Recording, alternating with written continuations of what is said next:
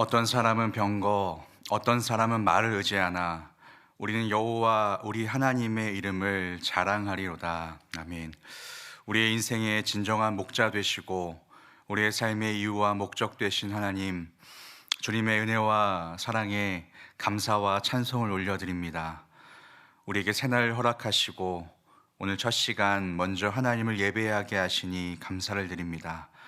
하나님을 전심으로 우리 모두가 예배할 때 하나님께서 홀로 영광 받아주시고 신령과 진정함으로 드리는 우리들의 예배가 되게 하여 주시고, 예배하는 우리 모두에게는 하나님께서 허락하시는 특별한 은혜를 마음껏 누리는 자리가 될 수 있도록 주님 은혜를 베풀어 주옵소서. 감사드리며 우리 주 예수 그리스도의 이름으로 간절히 기도드립니다. 아멘. 오늘 이 새벽에 사모하는 심령으로 나오신 모든 성도님들을 주님의 이름으로 환영하고 축복합니다. 오늘 저와 여러분들의 간절한 기도와 간구를 통하여서 우리들의 가정과 교회와 이 나라와 민족이 하나님의 신실하심을 경험하게 될 줄로 믿습니다. 그러한 마음의 소원함을 가지고 이 시간 찬송가 430장 주와 같이 길 가는 것 함께 하나님께 찬양 올려드리겠습니다.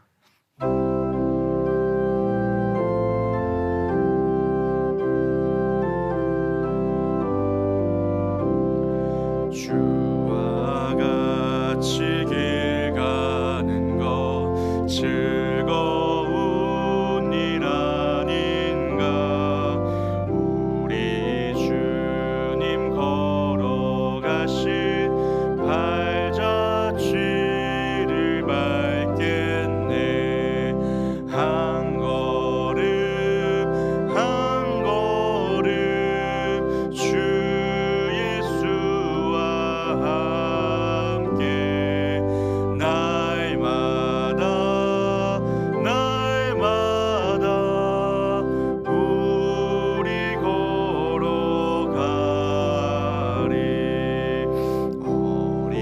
어린아이 같은 우리 미련하고 약하나 주의 손에 이끌리어 생명길로 가겠네. 한 걸음 한 걸음 주 예수와 함께 날마다 우리 걸어가리. 꽃이 피는 들판이나 험한 곳짝이라도 주가 인도하는 대로 주와 같이 가겠네. 한 걸음 주 예수와 함께 날마다 우리 걸어가리. 옛 선지자의 녹같이 우리들도 천국에 들려올라갈 때까지 주와 같이 걷겠네. 한 걸음 주 예수와 함께 날마다 우리 걸어가리. 아멘.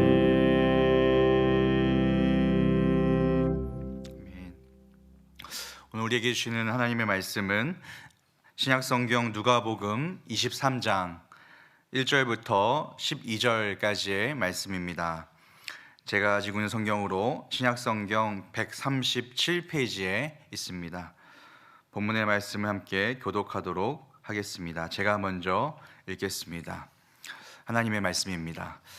무리가 다 일어나 예수를 빌라도에게 끌고 가서 고발하여 이르되 우리가 이 사람을 보매 우리 백성을 미혹하고 가이사에게 세금 바치는 것을 금하며 자칭 왕 그리스도라 하더이다 하니, 빌라도가 예수께 물어 이르되 내가 유대인의 왕이냐? 대답하여 이르시되 내 말이 옳도다. 빌라도가 대제사장들과 무리에게 이르되 내가 보니 이 사람에게 죄가 없도다 하니, 무리가 더욱 강하게 말하되 그가 온 유대에서 가르치고 갈릴리에서부터 시작하여 여기까지 와서 백성을 소동하게 하나이다. 빌라도가 듣고 그가 갈릴리 사람이냐 물어 헤롯의 관할에 속한 줄을 알고 헤롯에게 보내니, 그때에 헤롯이 예루살렘에 있더라. 헤롯이 예수를 보고 매우 기뻐하니 이는 그의 소문을 들었으므로 보고자 한지 오래였고 또한 무엇이나 이적 행하심을 볼까 바랐던 영고로라. 여러 말로 물으나 아무 말도 대답하지 아니하시니 대제사장들과 서기관들이 서서 힘써 고발하더라. 헤롯이 그 군인들과 함께 예수를 업신여기며 희롱하고 빛난 옷을 입혀 빌라도에게 도로 보내니, 함께 읽겠습니다. 헤롯과 빌라도가 전에는 원수였으나 당일에 서로 친구가 되니라. 아멘.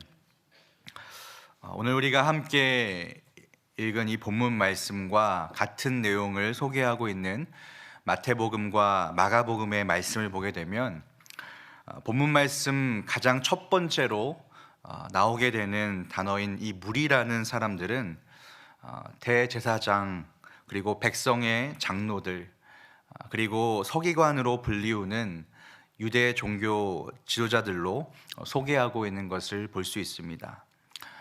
이러한 유대 종교 지도자들은 사내들린 공회의 재판을 통하여서 예수님을 신성모독죄로 사형에 처하기로 그렇게 결의한 상태였습니다.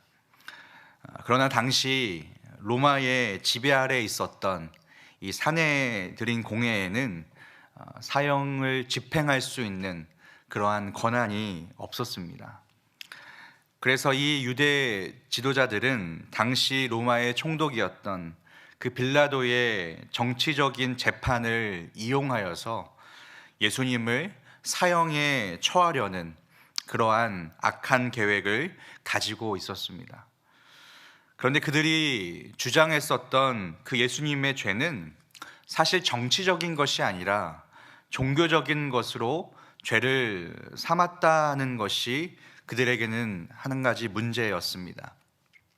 왜냐하면 당시 로마 정부는 로마의 지배 아래 있었던 그 속국의 종교적인 문제에는 사실상 관여하지 않는다는 그러한 정책을 가지고 있었기 때문입니다. 그렇기 때문에 이 사내들린에 속한 이 유대 종교 지도자들 입장에서는 예수님을 그러한 종교적인 문제로 고소해서는 사실상 사형에 처할 수 없었던 것이었습니다.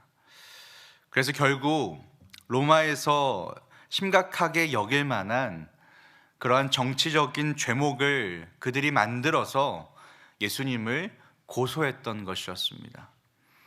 그 내용이 오늘 본문 말씀인 누가복음 23장 2절 말씀에 나오는데 이렇게 말씀합니다.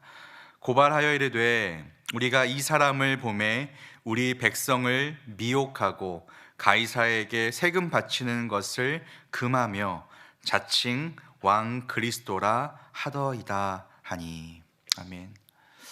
여기에서 이 유대 종교 지도자들이 세 가지 죄목을 언급하고 있는 것을 보게 됩니다. 첫 번째는 무엇입니까? 유대 백성을 미혹하게 했다는 것이었습니다. 그리고 두 번째는 가이사 로마 황제에게 세금을 바치지 못하도록 막았다라는 것이 두 번째 이유였습니다. 또 세 번째 이유는 자칭 왕 그리스도라 칭하였다라는 것이 세 번째 제목이었습니다. 이 유대인들이 주장했었던 그 세 가지 제목을 들었던 빌라도는 그들이 주장하는 첫 번째 그리고 두 번째 제목에 대해서는 그 로마 제국에게 큰 위협이 되지 않는다라고 생각했던 것 같습니다. 로마법을 보게 되면 식민지에서 서로 분란이 생겼다라고 하더라도 그것을 로마법으로 다스리는 대상이 되지 않기 때문에 첫 번째 제목에 대해서는 이 빌라도가 특별히 언급하고 있지 않는 것을 우리는 볼 수 있습니다. 그들의 두 번째 주장도 가이사에게 세금을 바치는 그 문제였었는데 그 부분도 앞에 기록된 말씀을 우리가 살펴보게 되면 이미 그것이 잘못된 고발이었다라는 것을 우리는 알 수 있습니다. 왜냐하면 예수님께서 분명히 가이사의 것은 가이사에게 바치라라고 그렇게 말씀하셨기 때문입니다. 그래서 두 번째 제목에 대해서도 빌라도는 특별한 언급을 하지 않습니다. 그런데 어떤 이유인지는 모르겠지만 세 번째 주장에 대해서는 한 번쯤 점검해 볼 필요가 있다고 그렇게 생각했던 것 같습니다. 그래서 오늘 본문 말씀 3절에서 이렇게 질문하고 있습니다. 빌라도가 예수께 물어 이르되 내가 유대인의 왕이냐라고 질문합니다. 이 질문에 예수님께서 내 말이 옳도다라고 그렇게 대답하고 있는 것을 말씀을 통해서 우리는 확인해 볼 수 있습니다. 그런데 예수님의 대답을 들었던 이 빌라도가 본문 말씀 4절에서 이렇게 결론을 내고 있는 것을 볼 수 있습니다. 4절 말씀입니다. 빌라도가 대제사장들과 무리에게 이르되 내가 보니 이 사람에게 죄가 없도다 하니.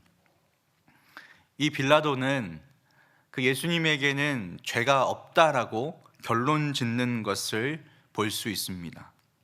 빌라도는 왜 이러한 결론을 내렸을까라고 생각해 보았을 때 오늘 본문 말씀과 동일한 장면을 기록하고 있는 요한복음 18장 36절의 말씀을 보게 되면 그 이유를 우리는 알 수 있습니다. 36절 말씀입니다.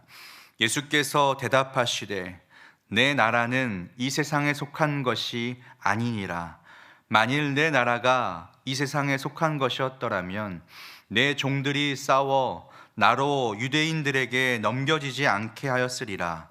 이제 내 나라는 여기에 속한 것이 아니니라. 아멘. 예수님께서는 나의 나라는 이 땅에 속하지 않았다라는 말씀을 그들에게 하고 있는 것을 볼 수 있습니다. 그리고 만약에 내 나라가 이 땅에 속해져 있는 것이라면, 다시 말해서 만약 내가 이 땅에 속한 그 나라의 왕이라고 내가 여겨진다면 내 종들에게 내가 명하여서 내가 이렇게 유대인들에게 끌려오지 않았을 것이다 라고 말씀하고 있다는 것입니다.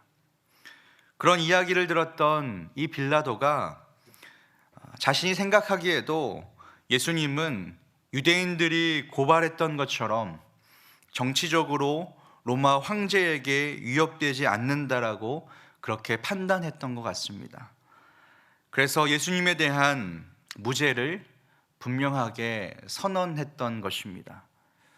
그 빌라도의 판결로 인하여서 무리들의 거센 항의와 그리고 반발이 더욱더 심해지게 되는 것을 보게 됩니다.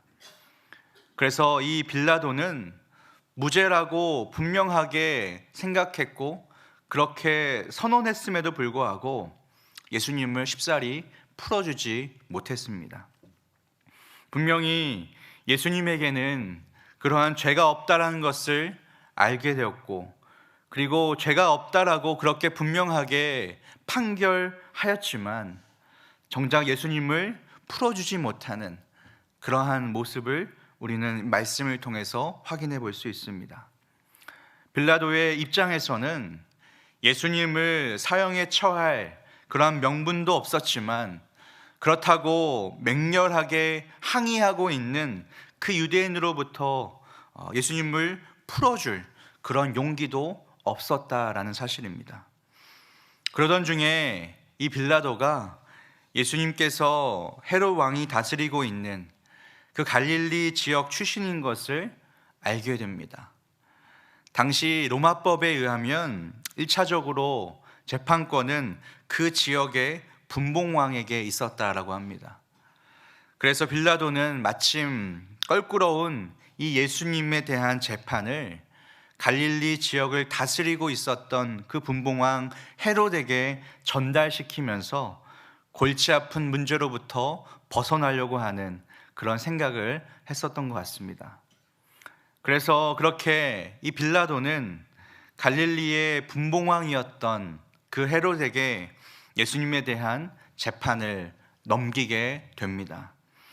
그런데 이 헤롯 가문과 예수님은 오래된 악연이 있었습니다.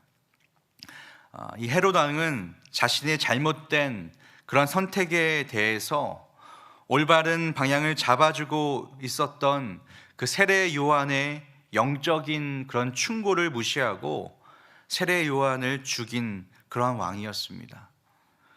그리고 헤롯 왕은 헤롯 대왕의 둘째 아들이었는데, 헤롯 대왕은 예수님께서 이 베들레헴에서 태어나셨을 때 동방박사들의 이야기를 듣고 자신이 왕으로 통치할 때 혹여나 예수님이 걸림돌이 되지는 않을까라고 생각하여서 그러한 이유로 아기 예수님을 죽이기 위해서 2살 아래 남자 아기를 모두 죽이라고 그렇게 명령했었던 왕이었습니다.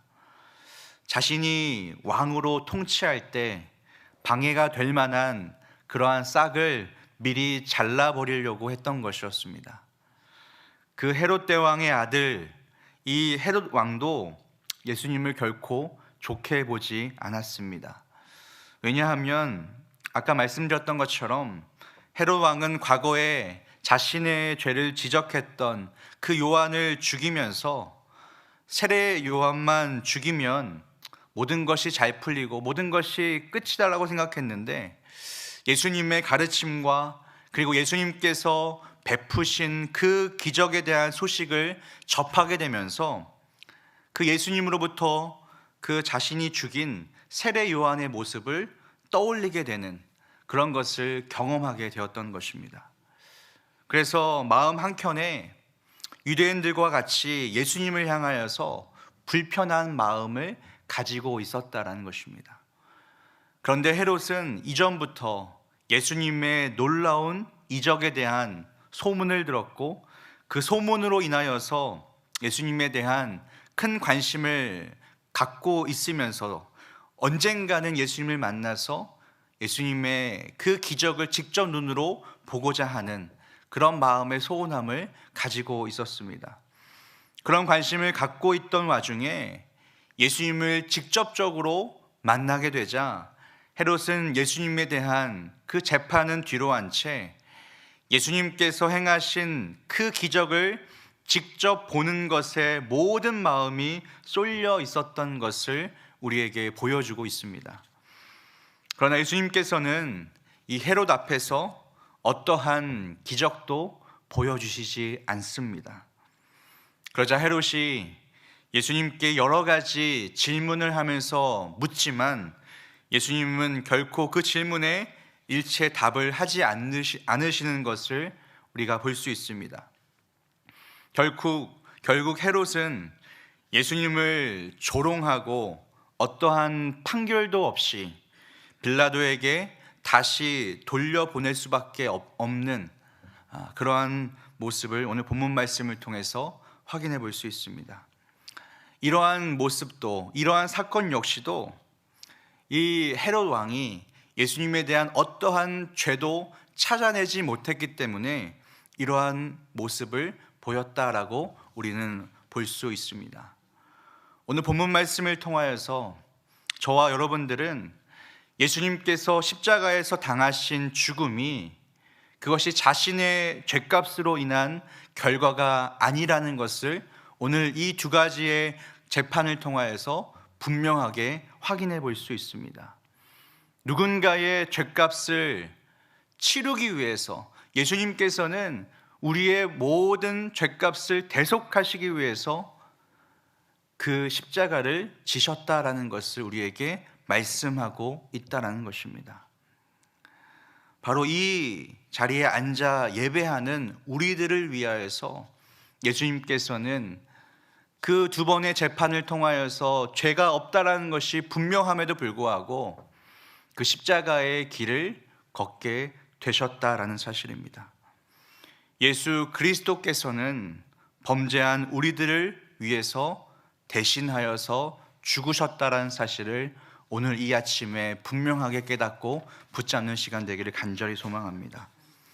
저와 여러분들이 오늘 이 아침 그 복된 소식으로, 그 복음으로 다시 한번 무장되어져서 하나님께서 기뻐 받으시는 하루의 삶을 온전하게 살아드릴 수 있는 오늘 하루가 되기를 간절히 소망합니다.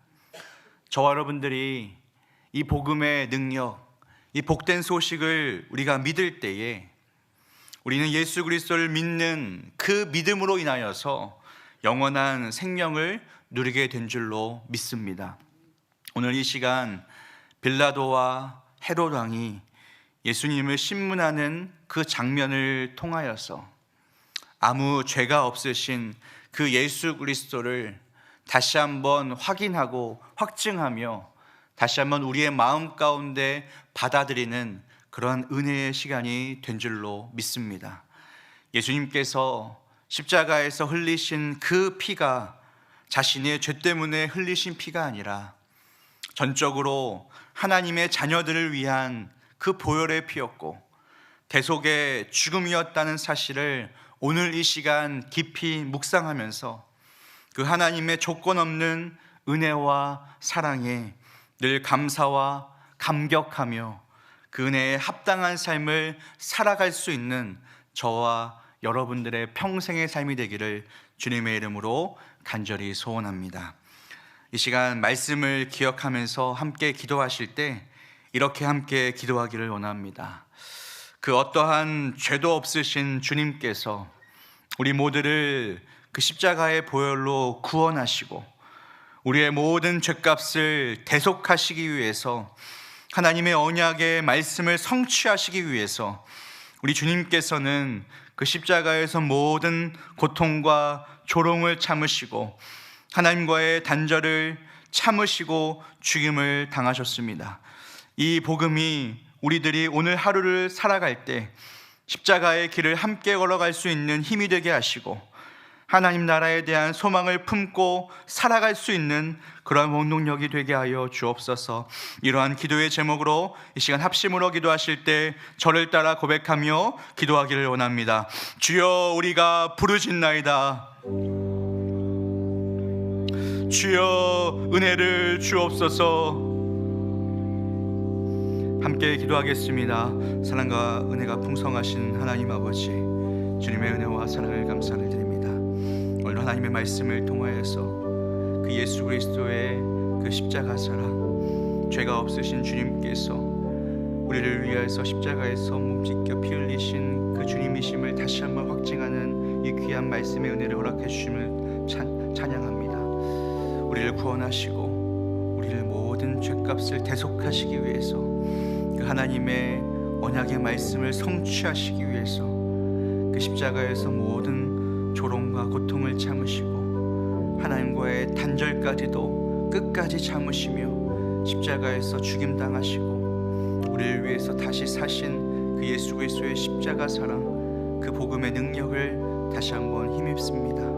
주님, 오늘 이 시간 하나님 나라에 대한 소망을 품게 하시고 다시 한번 그 소망을 우리의 삶의 원동력으로 삼아 날마다 하나님과 동행하며 우리에게 맡겨주신 귀한 삶 끝까지 귀하게 끝까지 감사함으로 감당할 수 있는 우리의 평생의 삶 될 수 있도록 주님께서 은혜를 베풀어 주옵소서. 우리의 삶 가운데 하나님의 말씀 그 확증을 다시 한번 우리의 삶 가운데 붙잡게 하시고 아버지 하나님과 평생토록 동행하며 그것을 확증하는 자답게 우리 삶 가운데서 온전하게 살아낼 수 있도록 주님께서 우리 모든 삶 가운데 역사하시고 인도하여 주옵소서.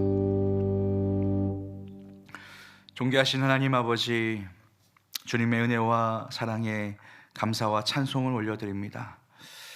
우리의 찬송과 영광을 받으시기에 합당하신 주님, 오늘 선포된 하나님의 말씀을 통하여서 우리가 누리는 모든 것들이 당연한 것이 아니라 주님의 대속의 은혜 때문에 누릴 수 있게 됨을 기억하게 하셔서 감사를 드립니다.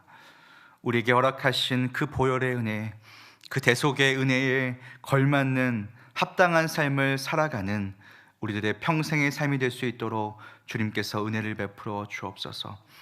끝까지 우리의 삶이 나를 위해 십자가에서 물과 피를 쏟아내신 그 예수 그리스도의 십자가 사랑과 은혜가 나타나는 삶이 될 수 있도록 우리의 삶을 붙잡아 주시고 인도하여 주옵소서.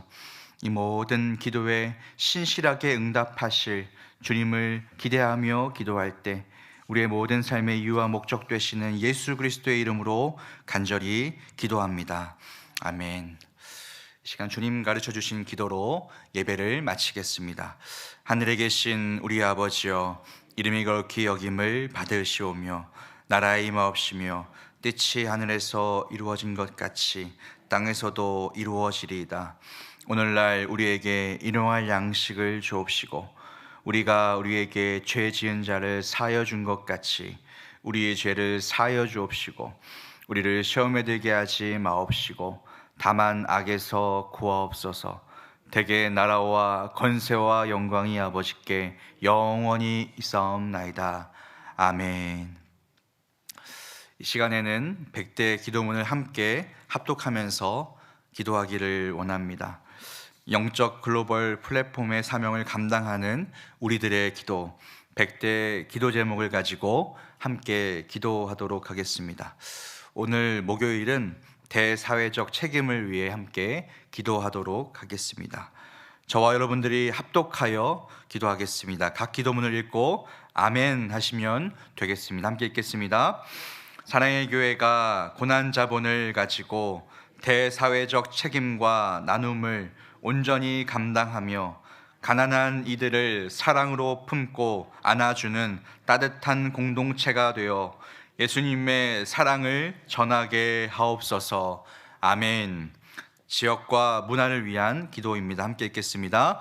사랑의 교회가 한국 교회와 지역 사회에 새 방향과 해답을 제시하는 소망의 공동체가 되게 하시고 거룩한 빛을 비추는 복음의 전초기지로서 지역과 문화를 변화시키게 하옵소서.